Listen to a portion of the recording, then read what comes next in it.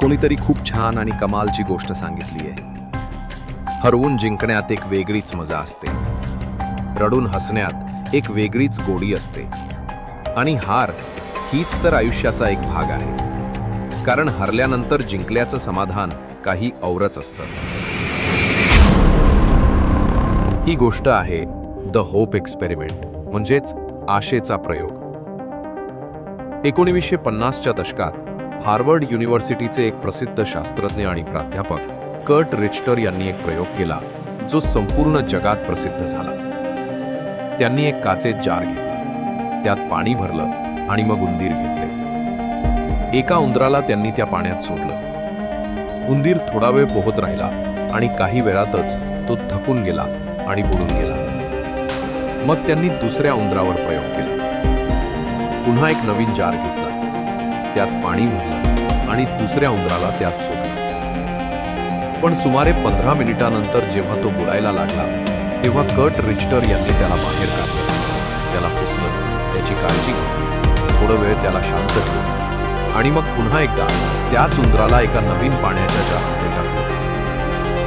यावेळी त्यांनी विचार केला की पहिल्यांदा याने 15 मिनिटं पोहून दाखवलं, आता कदाचित 30 मिनिटं पोहेल. पण त्यांनी जे पाहिलं त्याने त्यांना आश्चर्यचकित केलं.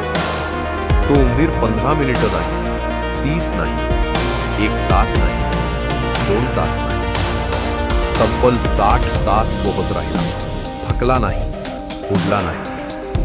का? कारण त्याला आशा होती. त्याला विश्वास होता की मागच्या वेळी मला कोणीतरी वाचवलं होतं, यावेळीही कोणीतरी नक्की येईल आणि मला वाचवेल. कर्ट रिच्टर यांनी या प्रयोगाचं नाव दिलं द होप एक्सपेरिमेंट, आशेचा प्रयोग. या प्रयोगातून आपण काय शिकतो? आपलंही आयुष्य कधी ना कधी अशाच एखाद्या जारमध्ये फेकलं जातं. समस्या, अडचणी, संघर्ष यांच्यामध्ये. कधी वाटतं की आता काही उरलेलं नाही, आता संपलं.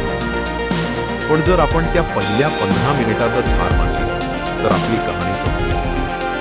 पण जर आपण ते 15 मिनिटं पार केली आशेच्या जोरावर, संयमाच्या बळावर, तर आपणही 60 तास टिकून राहू शकतो आणि त्या वरच्या हाताकडून वाचवले जाऊ शकतो. त्याच्यावर विश्वास ठेवा. आशा कधीच सोडू नका, कारण आशा असेपर्यंतच संघर्ष सुरू राहतो आणि संघर्ष सुरू आहे म्हणजे आपण जिवंत आहोत.